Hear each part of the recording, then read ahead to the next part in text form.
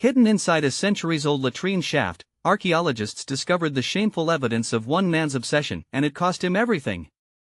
What they pulled from the darkness wasn't just garbage. It was the portrait of a man slowly destroying himself in the pursuit of appearances. Today, we're going deep, literally, into a 17th-century German castle latrine, where a single archaeological discovery rewrote everything we thought we knew about Renaissance vanity, aristocratic debt, and the price of keeping up appearances in an age when your wardrobe could determine your fate. The year is somewhere in the early 1600s. The Holy Roman Empire is a patchwork of ambition and anxiety. Across the German territories, the nobility are locked in a silent, ferocious war not fought with swords, but with silk, with silver buttons, with the precise cut of a doublet. To be seen in yesterday's fashion was not merely embarrassing. It was political suicide. Into this world, we place our subject.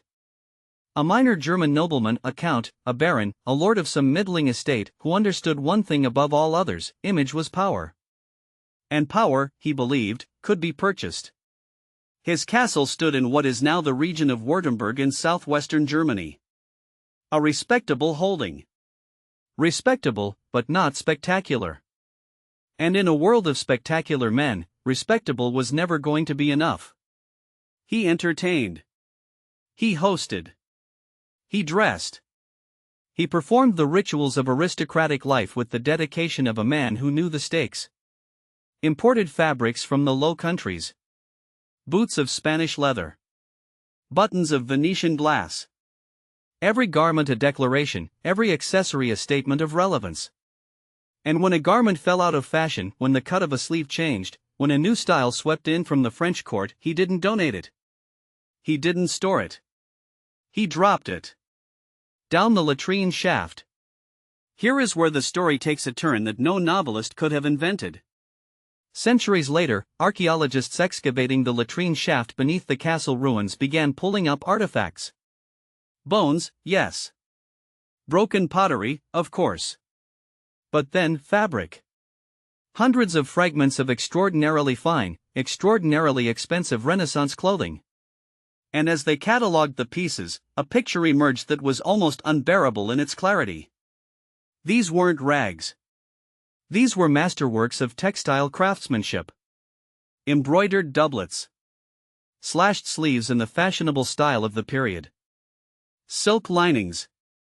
Decorative trim that would have cost a craftsman weeks of labor. The dating was consistent. The styles tracked the shifting fashions of the early 17th century with almost obsessive precision. Each piece discarded not because it was worn out, but because it was no longer new. No longer current.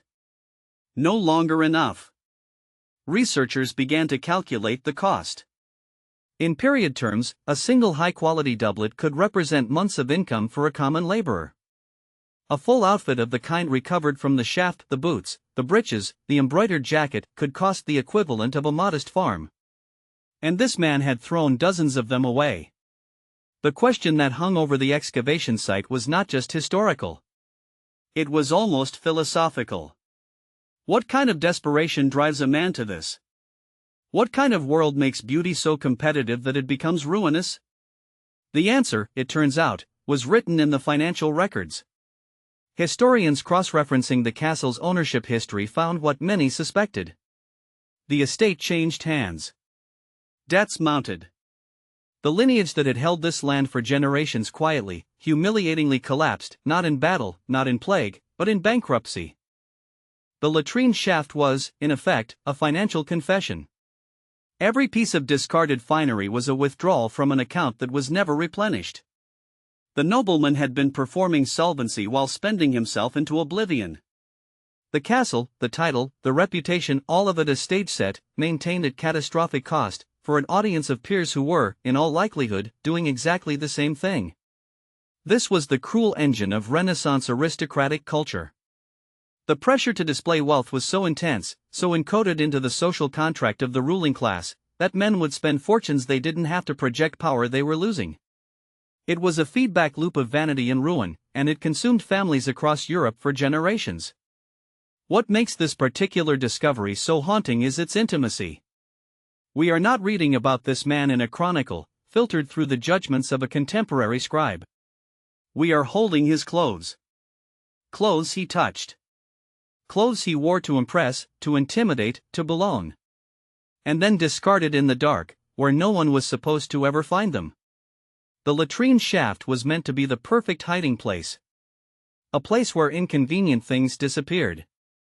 Where the evidence of excess could vanish into the earth, out of sight, out of memory.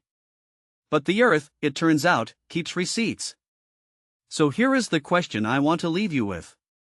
In a world where we curate our images with the same desperate precision, where we discard what no longer performs well and replace it with what does, are we really so different from the man who dropped his finest doublet down a latrine shaft 400 years ago? If this kind of story grips you, history told through the objects people tried to hide, subscribe, because there is so much more buried beneath the surface. Every week, we dig up the past that didn't want to be found.